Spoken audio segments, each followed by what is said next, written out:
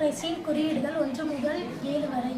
First PET polyethylene பிளேட் plastic டப்பா. இதில் ஒன்று இருக்கு.